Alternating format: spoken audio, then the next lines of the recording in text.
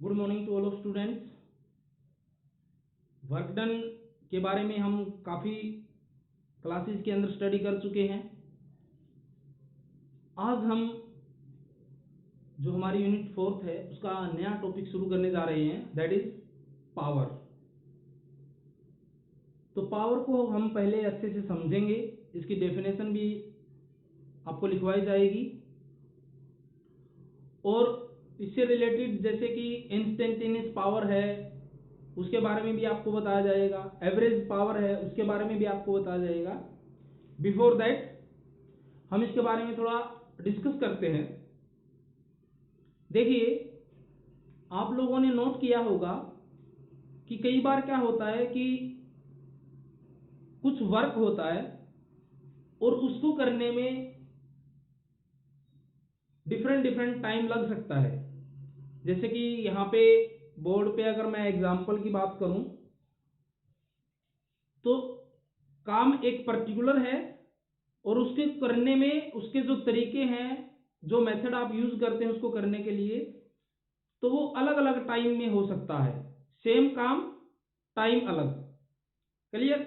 जैसे यहाँ पे एक एग्जांपल से मैंने आप लोगों को बोर्ड पे समझाया है कि यहाँ पे कुछ ईंटें रखी हुई हैं, ये कुछ ईंटों का ढेर है और ये कोई पर्सन है, एजेंट है, उसको क्या करना है कि ये सभी ईंटें इस बिल्डिंग के ऊपर यहाँ पे पहुंचानी है, इकट्ठा करनी है। तो ये क्या करेगा, एक या दो ईंट उठा करके लेके जाएगा मैनुअली और यहाँ पे जमा करता रहेगा। एक तो मेथड हमारे पास में ये है, क्लियर। और एक हमारे पास में मेथड ये है, ईंटें उतनी ही है, यानी कि काम जैसे मान लीजिए ये भी आपके पास में 1000 ईंटें हैं और ये भी हमारे पास 1000 ईंटें ही हैं, इनको भी हमें उसी बिल्डिंग पे पहुंचाना है। काम तो वही है, लेकिन यहाँ पे दोनों में मेथड क्या है, अलग है। यहाँ पे एक बंदा मैनुअली उठा उठा करके पहुंचा रहा है, जबकि इस केस में क्या है, यहाँ पे ये रो रस्सी और ये आपके पास में पुली सिस्टम, रस्सी और पुली सिस्टम आप यूज कर रहे हैं। यहां से क्या है, एक बार में 8 या 10 ईंटें यहां पे रखी जाएंगी और रस्सी की और पुली की सहायता से उनको खींच करके ऊपर बिल्डिंग पे पहुंचा दिया जाएगा। तो कहने का मतलब ये है कि दोनों केसेस के अंदर काम तो सेम हो रहा है, लेकिन जो टाइम है उसका इंपॉर्टेंट रोल है। यहां पे आप देख सकते हैं कि इस काम को मैनुअली करने में जो टाइम लगा वो कितना लगेगा और इस काम को करने में रस्सी और पुली की हेल्प से जो टाइम लगेगा वो आप समझ सकते हैं कितना टाइम लगेगा। तो यहाँ पे सिंपल है, यहाँ पे जो टाइम लगेगा वो कम लगेगा और यहाँ पे जो टाइम लगेगा वो ज्यादा लगेगा। ऐसे ही आप और भी एग्जांपल ले सकते हैं, जैसे कि आप अपने खेत के अंदर जो है उसको जोतना है, खेत को जोतना है, आपके पास में दो बैल हैं, एक तो आप उनकी हेल्प से खेत को जोते और एक आप जो है ट्रैक्टर की हेल्प से अपना जो खेत है उसको जोते। काम तो सेम है, लेकिन जो टाइम जो लगेगा वो दोनों केस में क्या है, डिफरेंट डिफरेंट। यानी कि अगर आप ट्रैक्टर का यूज करते हैं तो टाइम कम लगेगा और अगर आप बैल्स का यूज करेंगे तो आपका टाइम जो है ज्यादा लगेगा। तो कहने का मतलब ये हुआ कि जो पावर है वो एक ऐसा इंपॉर्टेंट टॉपिक है इस यूनिट के अंदर कि जिसका टाइम के रिलेशन में समझना बहुत ज्यादा इंपॉर्टेंट है, क्योंकि जो काम है वो डिपेंड करता है टाइम पे।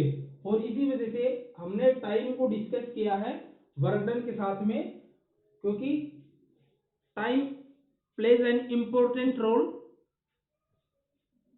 इन केस ऑफ पावर। तो चलिए अब हम शुरुआत करते हैं कि जो पावर है वो क्या है। अब देखिए, हर एजेंट के अंदर, हर पर्सन के अंदर अपनी अलग अलग पावर हो सकती है।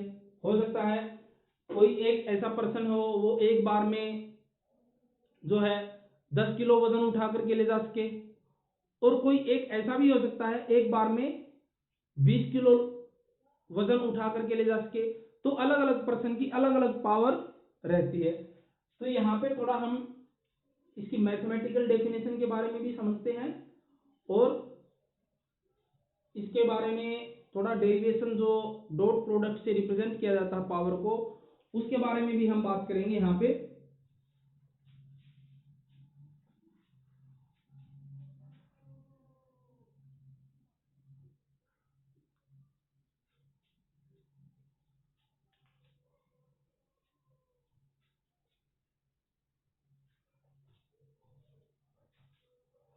तो देखिए, सबसे पहले हम बात करते हैं एवरेज पावर।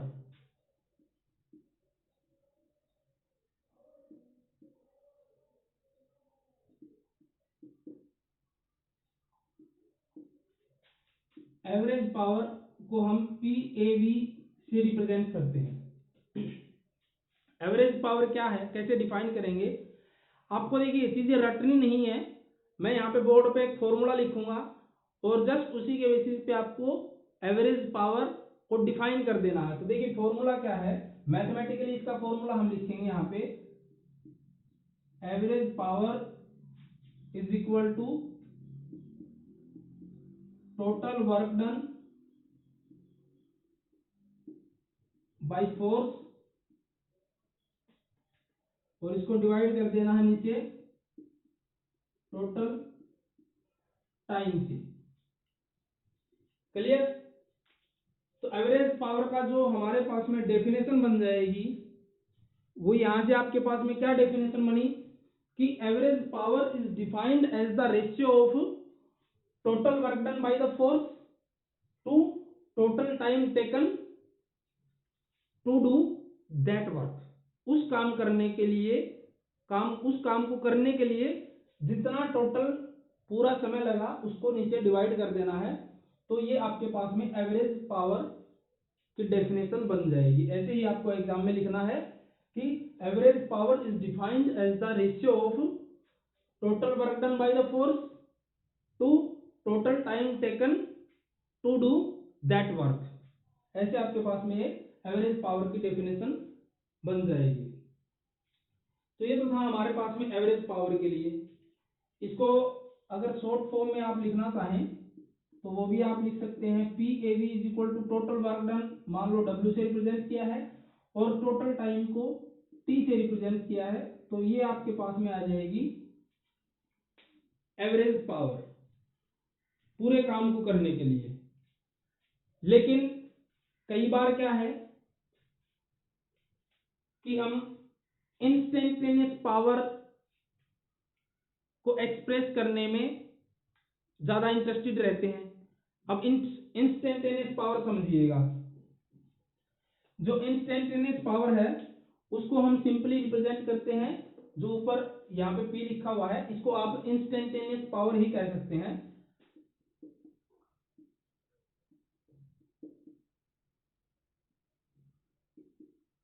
इंस्टेंटेनियस पावर देखिए, इसको हम बेसिकली P से ही रिप्रेजेंट करते हैं। तो जरूरी नहीं है कि जो हम काम कर रहे हैं हम कांस्टेंट पावर से काम करें। कई सारे ऐसे केसेस भी हो सकते हैं कि जैसे मान लीजिए हम सुबह से काम कर रहे हैं, बीच में एक टाइम पीरियड ऐसा हुआ कि जैसे मान लो ज़्यादा गर्मी या फिर ज़्यादा सर्दी की वजह से हमारा जो काम करने का जो समय लग रहा है वो थोड़ा रेट जो है, काम करने की रेट जो है हमारी धीमी हो जाए। क्लियर? जैसे मान लो हम सुबह से काम करना शुरू किया था, सुबह 9 बजे से, और दिन के जब दोपहर के 12 बज जाएं, गर्मी थोड़ी ज़्यादा हो जाए, तो हो सकता है उस टाइम पीरियड पे आपका जो काम करने की जो रेट है वो थोड़ी धीमी हो जाए। तो इन चीज़ों को एक्सप्रेस करने के लिए हम इंस्टेंटेनियस पावर का यूज़ करते हैं। तो उस केस में हम क्या करते हैं कि जो टाइम पीरियड हम लेकर के चलते हैं वो एक छोटे से इंटरवल के लिए हम इंस्टेंटेनियस पावर को कैलकुलेट करके चलते हैं। यानी कि इस केस में, इंस्टेंटेनियस पावर के केस में, जो हम टाइम पीरियड लेकर के चलेंगे वो बिल्कुल एक स्मॉल नियरली इक्वल टू 0, उस केस के लिए हम इसको सॉल्व करेंगे। तो ये आप लोगों को ध्यान रखना है। तो कैसे हम इसको सॉल्व करेंगे मैथमेटिकली? तो जैसे मान लीजिए एक बहुत ही छोटे पीरियड के लिए, स्मॉल पीरियड के लिए, और स्मॉल चीजों को हम किससे रिप्रेजेंट करते हैं? डेल्टा से। क्लियर? एक स्मॉल अमाउंट ऑफ इंटरवल का हो या फिर एक small amount of time period के लिए हमें जब पावर को कैलकुलेट करना हो तो उसको हम इंस्टेंटेनियस पावर नाम देते हैं। तो अब यहाँ पे देखिए इसको कैसे हम कैलकुलेट करेंगे। मान लीजिए आपको जो है एक बहुत ही छोटे टाइम पीरियड के लिए, दैट इज डेल्टा टी। अब देखिए अगर टाइम इंटरवल बहुत छोटा होगा तो जो वर्क डन होगा वो भी तो बहुत ही कम होगा। उसको भी आप किससे रिप्रेजेंट करेंगे? डेल्टा डब्ल्यू से। तो यहाँ पे डेल्टा डब्ल्यू हमने लिया। सिंपल, जो ऊपर जो फॉर्मूला है उसी के बेसिस पे हम कर रहे हैं, और नीचे क्या? Delta T. लेकिन यहाँ पे आपको एक चीज ध्यान रखनी है, limit delta T tends to 0। कहने का मतलब ये हुआ कि जिस छोटे से टाइम इंटरवल के लिए आप जो इंस्टेंटेनियस पावर कैलकुलेट करने जा रहे हैं उसकी वैल्यू नियरली इक्वल टू 0 लेनी है। यानी कि बहुत छोटा टाइम पीरियड आप लेके चल रहे हैं तो उस छोटे टाइम पीरियड में जो वर्क डन होगा वो भी तो क्या होगा? बहुत ही कम होगा। तो ये आप लोगों को ध्यान रखना है इंस्टेंटेनियस पावर से रिलेटेड। आगे हम इसका जो मैथमेटिकली जो डेरिवेशन है, छोटा सा जो प्रूफ है, P is equal to F into V dot product की टर्म्स में, उसको भी प्रूफ करके दिखाएंगे। आज के लिए पावर में इतना ही। Thanks for today.